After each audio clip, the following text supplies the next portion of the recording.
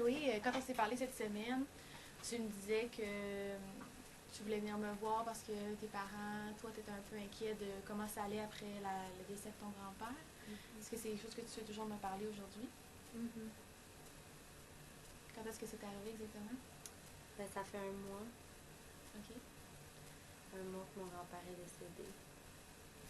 Puis c'était quoi la relation que tu avais avec ton grand-père?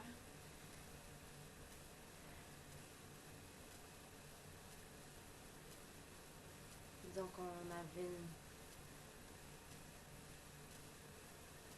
Disons qu'on était proches. Tu le voyais souvent?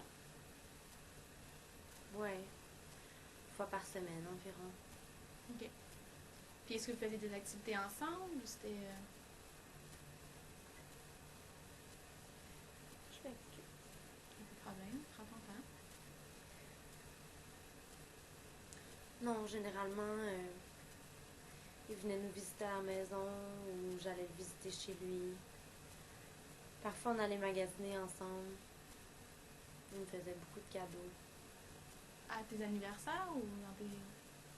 Un peu n'importe quand. OK. Puis, c'était une relation positive pour toi, voir ton grand-père? C'est des moments positifs que tu as eu avec lui? Pas vraiment. Pas vraiment.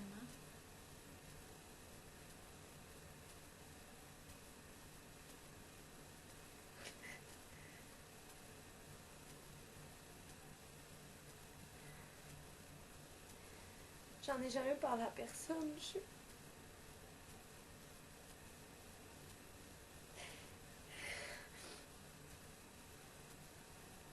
tellement honte.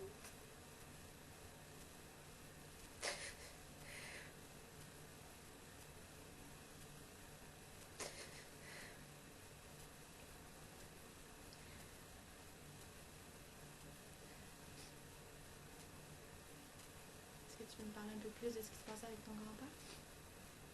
Je m'excuse, c'est difficile. Je dors pas très bien ces temps-ci, là. Non? Depuis le décès de ton grand-père? Oui. Tu dors moins bien qu'avant des plus petites nuits? Je fais des cauchemars. C'est vraiment difficile, là. Je vois pas comment... Je vois pas comment ça pourrait s'améliorer.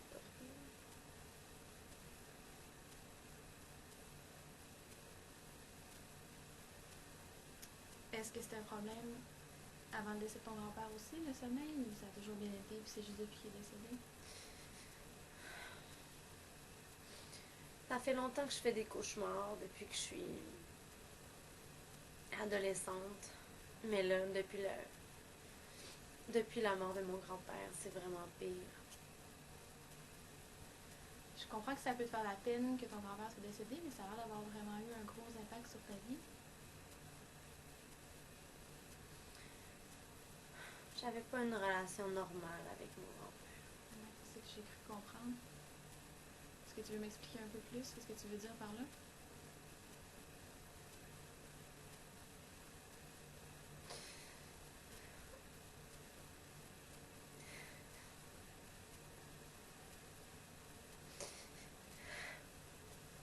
Quand j'avais 12 ans,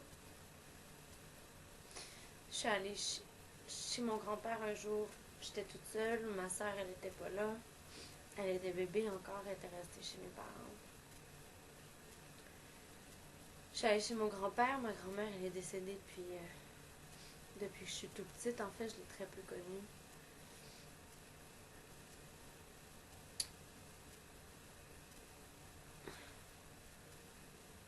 Puis à partir de ce jour-là, ben, notre relation n'a plus jamais été la même. En fait, il voulait toujours qu'on prenne des bains ensemble. J'ai vraiment honte parce que je devrais me sentir libérée depuis qu'il est mort. Mais en même temps, je suis en deuil. Je comprends pas. C'était pas des beaux moments avec ton grand-père, mais c'est quand même de la peine qu'il soit décédé. Je comprends pas ce qui m'arrive, là.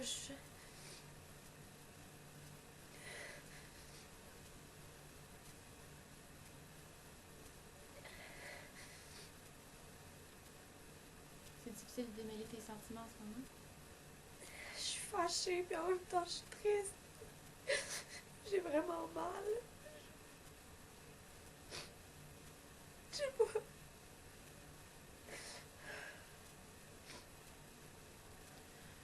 Je pense que c'est des sentiments qui sont vraiment difficiles à démêler pour toi en ce moment. C'est sûr que c'est encore plus difficile parce que tu m'as dit que tu n'en avais jamais parlé à personne. Donc c'est quelque chose que cette peine-là, ces sentiments mélangés, c'est pas quelque chose que tu peux parler à quelqu'un en ce moment. Non, là, depuis un mois, puis même dans les... Quand mon grand-père a commencé à tomber malade, on dirait que ça a comme été un déclencheur pour moi. J'étais pas bien dans la relation qu'on avait, puis en même temps, je l'aimais, mon grand-père, puis tranquillement, j'ai commencé à m'isoler, je voyais plus mes amis, je me fâchais toujours avec mes parents. Donc là, je vois plus personne, j'ai plus envie de sortir, je reste à la maison. Qu'est-ce que tu fais de tes journées? J'allais au cégep, j'ai arrêté d'y aller, je me sentais plus capable. Je reste à la maison, j'écoute la télé. C'est un miracle que je sois venue ici aujourd'hui. Parce que tu sors plus beaucoup? Non. Puis qu'est-ce qui t'a convaincu de venir aujourd'hui?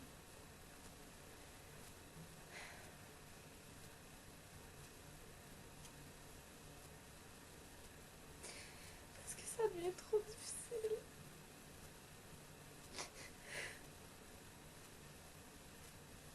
Je pense que tu as fait une grosse étape en venant aujourd'hui, puis en venant m'en parler. Je comprends que ça a dû être vraiment difficile pour toi, puis je suis contente que tu l'aies fait. Parce que je pense que le fait d'en parler, c'est la première étape pour être capable de s'en remettre après. Oui. Avant que ton grand-père, décède, comment ça se passait pour toi dans ta vie? Est-ce que tu avais des activités? Est-ce que tu voyais des amis? Oui, j'avais un cercle d'amis. Là, dans les derniers mois, je les vois plus tellement. Je les rappelle pas ou je prends pas leurs appels. Donc, peu à peu, ils m'appellent moins. Mais,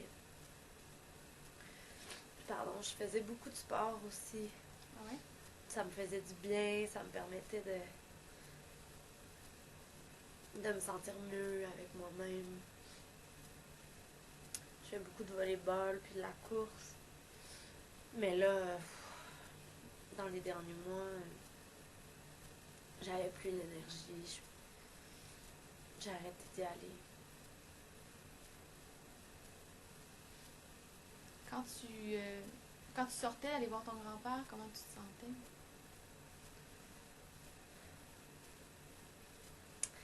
À chaque fois, je me disais que j'allais lui dire qu'il fallait arrêter ça, que c'était pas normal, que j'étais pas bien là-dedans. Puis en même temps, c'est mon grand-père. Ça fait tellement longtemps, depuis que j'ai 12 ans. J'étais confuse dans cette relation-là, je comprenais plus. Ben, c'est sûr que ça a commencé quand tu étais une enfant. Même là, tu es jeune. Ton grand-père, c'est quelqu'un qui a une certaine autorité sur toi. C'est sûr que c'est difficile pour toi de mettre ton pied à terre puis de mettre les choses, d'arrêter les choses comme ça. C'est pas quelque chose qui est facile pour toutes les victimes qui sont, pour tous les gens qui sont victimes d'abus sexuels. Oui, j'essaie de me dire ça, mais en même temps, j'ai été complice de ça. Je me sens dégueulasse. Qu'est-ce que tu veux dire complice de ça? Mais je pense que j'aurais pu plus dire non. J'aurais dû.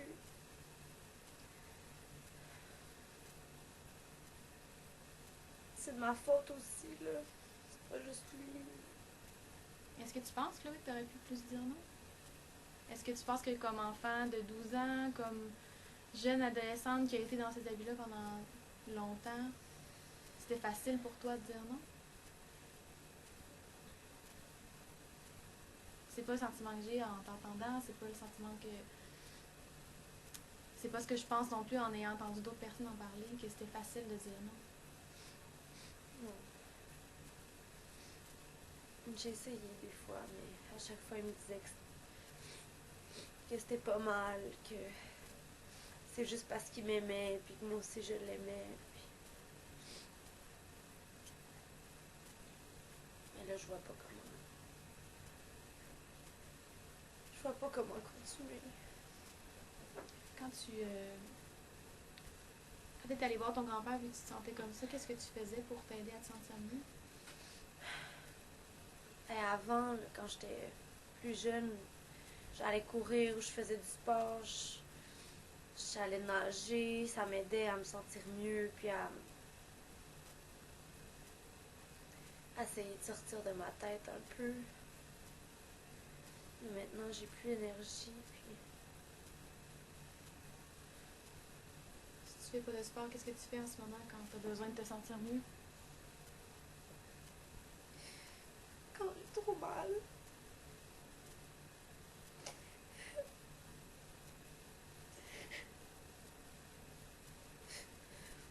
des fois j'ai tellement mal que j'ai besoin de me faire mal physiquement. Qu'est-ce que tu fais exactement? C'est rien de très grave, là, mais je prends une épingle, puis je me pique. Je me pique avec. À quel endroit? Ici, dans le bas du ventre, ici, vers les cuisses. En ce moment, ton grand-père, depuis le décès de ton grand-père, tu le fais à peu près à quelle fréquence? Est-ce que c'est quelque chose que tu fais tous les jours? Environ 2-3 fois par semaine. Ok. Est-ce que ça suffit à te faire sentir mieux? Ça m'aide sur le coup. Mais j'ai peur d'avoir besoin de plus à un moment donné. On dirait que c'est de moins en moins efficace. Je sais que ça règle rien. Mais j'en vois pas de solution, là. Est-ce que ça t'est arrivé jusqu'à maintenant de te sentir tellement mal que tu avais envie de mourir?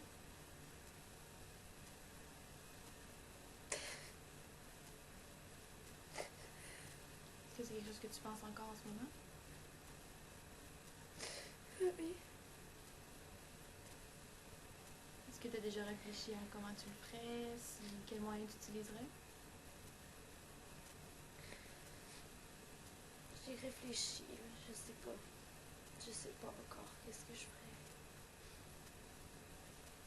C'est des pensées, mais est-ce que tu dirais que c'est un plan ou plutôt juste des pensées? Qu'est-ce que vous voulez dire?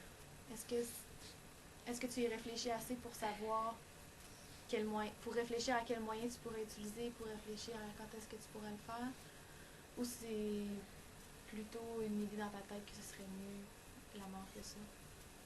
Je sais pas quand je le ferai. Mais pour l'instant, on dirait que c'est. Quand je pense au futur, c'est comme la seule voie que je vois, que j'arrive à envisager. Je vois pas quoi d'autre. Je vois pas. J'ai tellement honte.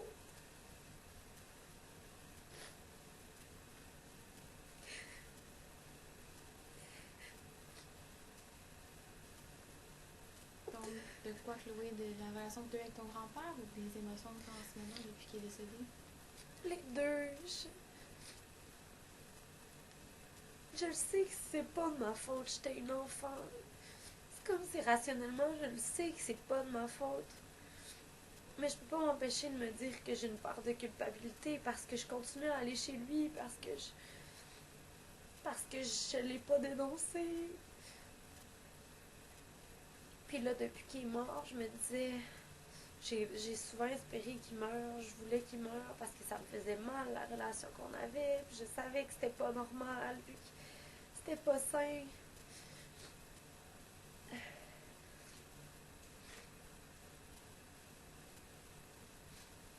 Puis là, depuis qu'il est mort, je pensais que j'allais juste me sentir délivrée. Puis finalement, j'ai aussi de la peine qu'il soit plus là. C'est normal, parce que tu étais attachée à cette personne-là quand même. Oui, mais il me faisait tellement de mal. Oui.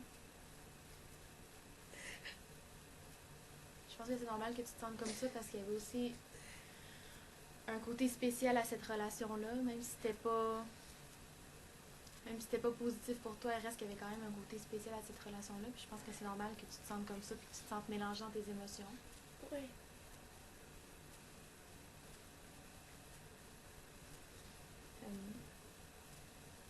Je trouve ça dur ce temps-ci, là.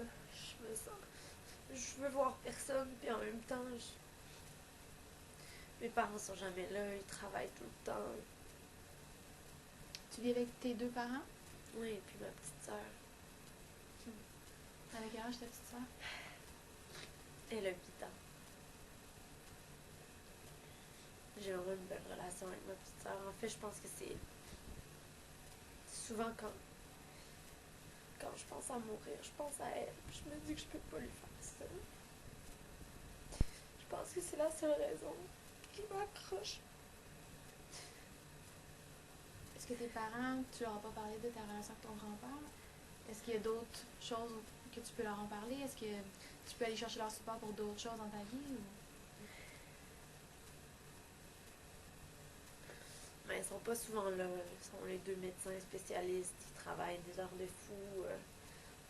Donc je sais que là, ils sont inquiets pour moi, mais ils pensent que je suis en deuil parce que mon grand-père est mort. Là. Ils savaient que je le voyais, qu'on se voyait souvent. Mais il y a beaucoup de tabous dans ma famille. Il y a beaucoup de choses dont on parle pas.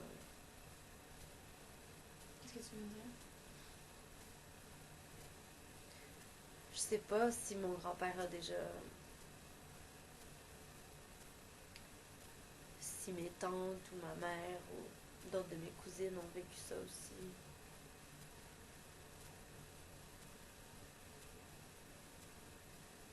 C'est quelque chose qui t'inquiète? C'est juste que c'est un tabou, je voudrais pas... Je voudrais pas briser la famille avec cette histoire-là. Je veux pas...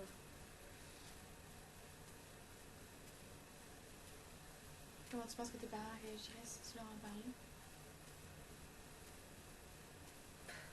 Je sais pas s'ils me croiraient. J'ai pas une relation très proche avec mes parents. Je vois pas comment je pourrais leur en parler. Si c'est pas à eux, est-ce qu'il y a une autre personne autour de toi à qui tu peux parler de ce qui t'arrive dans ta vie? Pas nécessairement de ta relation avec ton grand-père, mais plus de comment tu te sens généralement.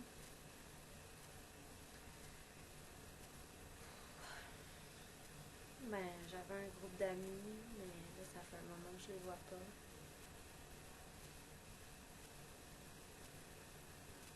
Puis avant, dans ce groupe d'amis-là, est-ce qu'il y avait une personne en particulier de qui tu étais assez proche pour discuter de comment tu te sens, de comment ça va plus personnellement?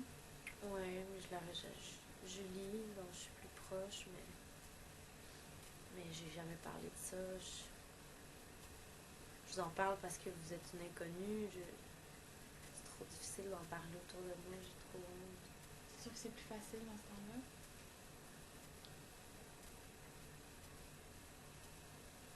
Je suis quand même inquiète parce que tu me dis que c'est difficile le sommeil en ce moment, que tu passes beaucoup de temps à la maison, que tes parents sont pas là, que tes amis sont moins présentes ces temps-ci.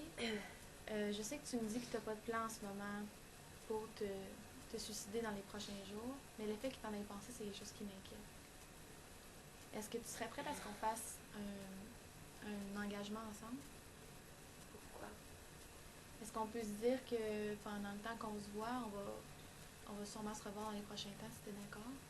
Est-ce que tu serais d'accord pour qu'on se prenne un certain engagement pour que pendant le temps qu'on se voit, si ça prend 8 semaines, si ça prend 6 mois, que toute la durée du temps qu'on se voit, tu t'enlèves pas la vie? Je vois pas comment je pourrais garantir ça. Toute la journée, Est-ce que tu penses que plutôt un mois, ça serait quelque chose de possible? un mois. Je pense que je pourrais un mois. Ouais. On pourra signer quelque chose ensemble tantôt, juste pour mettre ça de façon plus officielle entre nous, que durant le prochain mois, t'enlève pas la vie, puis qu'on essaie de trouver d'autres moyens ensemble. Tu m'as parlé que pour te faire du bien, pour te calmer, tu utilisais une épingle pour te piquer. Est-ce que tu penses que ce serait possible pour toi de recommencer à faire du sport ou recommencer à faire quelque chose pour remplacer un peu ce comportement-là? Ouais, là, j'ai pas d'énergie ces temps-ci. Je vois pas comment je pourrais faire du sport. On dirait que c'est la seule chose qui arrive à atténuer ma douleur un peu. Le fait de te mutiler, de faire les piqûres avec l'aiguille.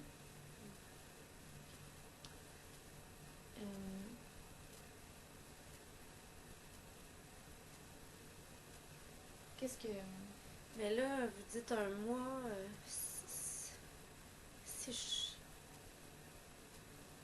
s'il y a une situation d'urgence, qu'est-ce que je fais? Si dans 3 semaines, ça va pas du tout. Oh, je vais faire pause, là. Genre... Mais non, non, non! Non, non! Non, t'as pas bugué partout, tu peux le... Ok, parce que je trouve que je vais pas assez loin dans ces affaires-là. Non, non, non, c'était parfait.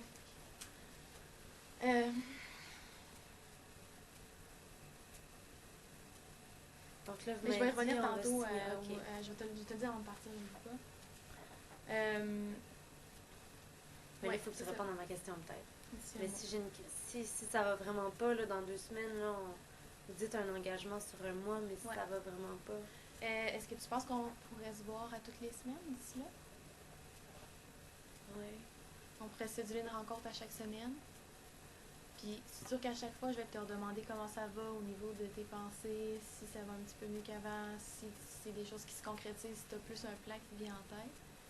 Mais sinon, entre nos sessions, je vais te donner un numéro avant que tu partes tantôt. C'est le numéro d'un centre de crise. Donc tu peux les appeler 24 heures sur 24, 7 jours sur 7. Il y a toujours quelqu'un qui va te répondre. Parce que je veux pas... Tu peux essayer de m'appeler, je suis dans mon bureau 2 jours, mais c'est sûr que j'ai d'autres clients, puis je voudrais pas que tu tombes sur ma boîte vocale ou tu tombes sur une journée où je suis pas au bureau quand t'en as vraiment besoin. Fait que commence par m'appeler, si jamais moi ça répond pas, tu peux appeler le numéro de centre de crise. Est-ce que tu penses que ça va être quelque chose d'aidant? Oui.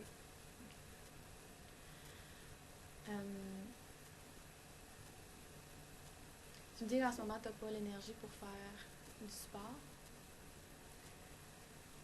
Est-ce que tu penses à d'autres moyens que la mutilation en ce moment pour remettre un peu de positif dans ta vie? Parce que je vois que tu as coupé beaucoup de choses. Tu vas plus à l'université, tu vois beaucoup tes amis, tu fais plus d'activités. Ça m'inquiète que tu sois autant à la maison toute seule. Est-ce que tu penses à une activité que tu serais capable de reprendre si tu en choisis juste une? Ben, peut-être aller nager, là, une fois de temps en temps. Aller nager, c'est quelque chose qui se ferait pour toi? Ça pourrait me faire du bien. C'est juste d'y aller, là.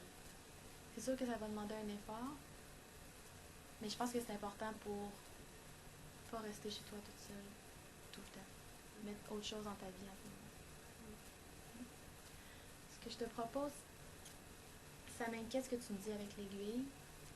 Je comprends que c'est quelque chose que tu fais depuis des années puis que je peux pas te demander d'arrêter du jour au lendemain, mais je veux que tu saches que ça m'inquiète.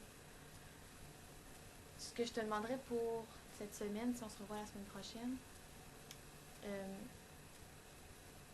j'aimerais ça que tu portes attention à ce que tu fais avant d'avoir besoin de le faire. À quoi tu penses, ce qui se passe autour de toi, qu'est-ce qui te donne le besoin de te faire la mutilation. Puis la semaine prochaine, on va pouvoir revenir là-dessus, ensemble. Puis aussi, j'aimerais ça que cette semaine, au moins une fois, que tu essaies, à un moment où tu as envie de te piquer avec ton aiguille, qu'au moins une fois cette semaine, tu essaies d'aller à la piscine. Est-ce que tu penses que tu serais capable d'y aller une fois? Je vais essayer. Oui? Ok. Essaie de remarquer aussi comment tu te sens quand tu sors de la piscine, si ça va mieux ou si c'est plus difficile, si tu as plus d'énergie ou moins d'énergie qu'avant.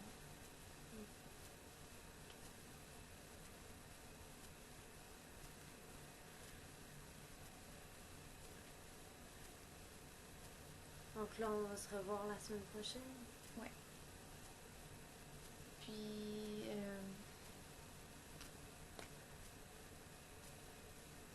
Donc, si jamais tu as besoin de quelque chose d'ici là, tu vas te diriger vers quoi tu penses? Qu'est-ce que tu vas faire? Ben là, si vous pouvez me donner un numéro en cas de crise pour que je puisse appeler, mais...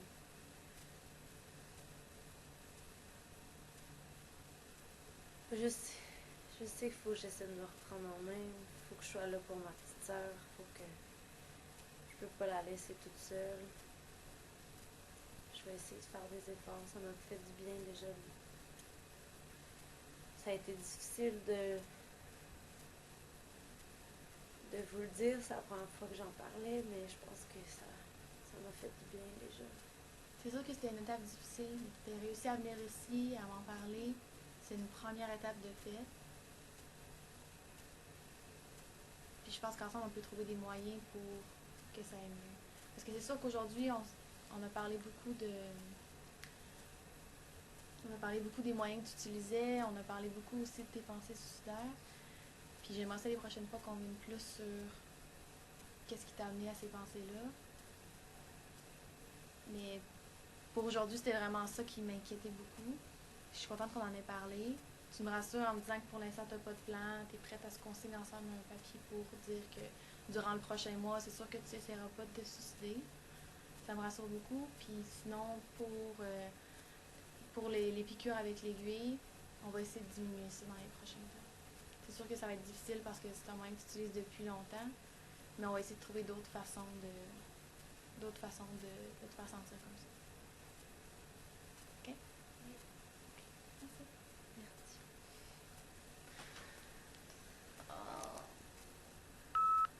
Tabarouette, c'est intense! Ok. Bye, Heather.